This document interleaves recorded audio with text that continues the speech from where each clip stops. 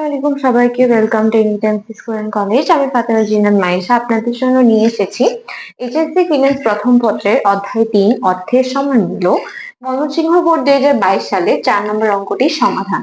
তো সমাধান করার আগে আমাদের যেটা খুব প্রয়োজন সেটা হচ্ছে আমাদের প্রশ্নটা পড়তে হবে।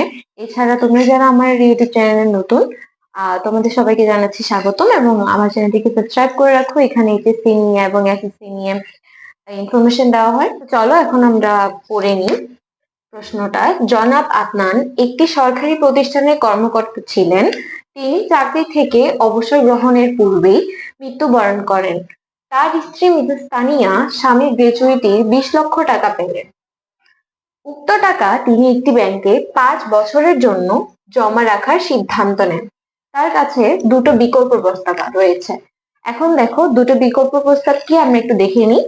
ফার্স্টে যমুনা ব্যাংক। কি ব্যাংক? যমুনা ব্যাংক তাকে 12% বার্ষিক চক্রবৃদ্ধি সুদের সিদ্ধান্ত দেয়। অন্যদিকে সুরমা ব্যাংক তাকে 10% হারে মাসিক চক্রবৃদ্ধি সুদ দিবে।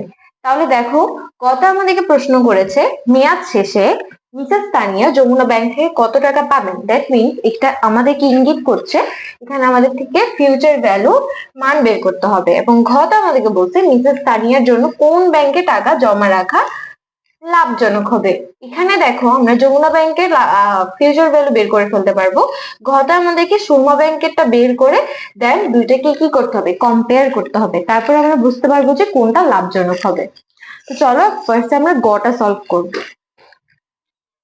তাহলে দেখো এখানে আমরা ফার্স্টে সূত্রটা লিখে ফেলেছি। যেহেতু এটা এককালীন অঙ্ক, এককালীন কেন বুঝলাম, যেহেতু এখানে কোনো কিস্তির কথা বলা হয়নি, ঠিক আছে, কারণ টোটাল টাকাটা একসাথে জমা রাখার কথা বলা হয়েছে। দেখো ফিউচার ভ্যালু সূত্রটা কি, present value into 1 plus I to the power N.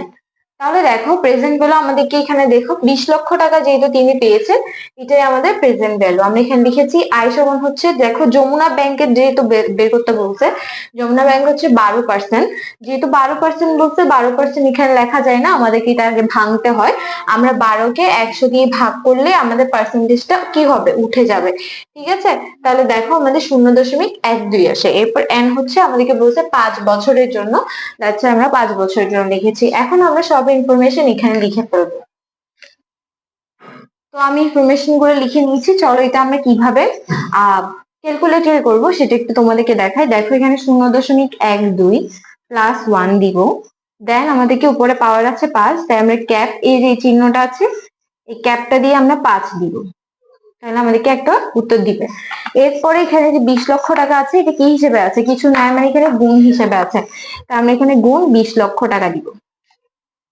আমাদের কত আসে দেখতে পাচ্ছ, 35,24,683 টাকা। ঠিক আছে, তাহলে আমাদের উত্তর হচ্ছে 35,24,683 টাকা।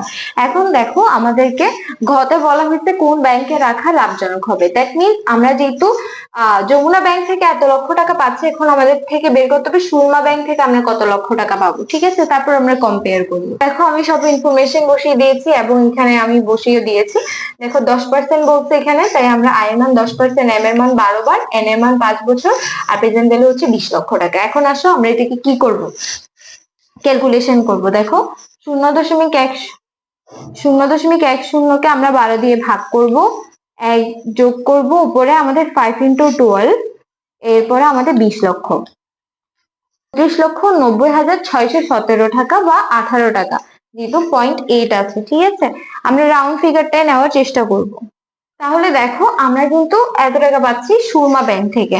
আমরা যমুনা ব্যাংক থেকে পেয়েছিলাম 35 লক্ষ টাকা, আর সুরমা ব্যাংক থেকে পাচ্ছি 32 লক্ষ টাকা। তাহলে কোনটা থেকে বেশি পাচ্ছি? অবশ্যই আমরা যমুনা ব্যাংক থেকে বেশি পাচ্ছি। তাহলে মিসেস তানিয়ার কোন ব্যাংকে বিনিয়োগ করা লাভজনক হবে? অবশ্যই যমুনা ব্যাংকে বিনিয়োগ করা লাভজনক হবে। আশা করি তোমরা অঙ্কটা ভালোভাবে বুঝতে পেরেছো। যদি বুঝে থাকো আমাকে কমেন্টে জানাও, যদি নাও বুঝে থাকো আমাকে কমেন্টে জানাতে পারো যে কোন জায়গায় বুঝাও নাই। এবং ভিডিওটি যদি ভালো লাগে থাকে তাহলে অবশ্যই লাইক করবে এবং বন্ধুদের সাথে শেয়ার করে দিবে এই অঙ্কটার সমাধান। এবং পরবর্তীতে কোন ধরনের ভিডিও চাও এবং কোন বোর্ড কোশ্চেনের সমাধান চাও তাও আমাকে কমেন্টে জানাতে ভুলবে না। আমার চ্যানেলটি সাবস্ক্রাইব করে পাশে থাকা বেল আইকনটি ক্লিক করে রাখো, কারণ এরকম আরো অনেক গুরুত্বপূর্ণ ভিডিও আমি আপলোড করব তোমাদের পরীক্ষার জন্য। যে সৃজনশীল ইম্পর্টেন্ট সেগুলো আপলোড করার ট্রাই করব। তো তো দেখা হচ্ছে অনেক ভিডিওতে, ততদিন পর্যন্ত সুস্থ থাকো, ভালো থাকো, আল্লাহ হাফিজ, আসসালামু আলাইকুম সবাইকে।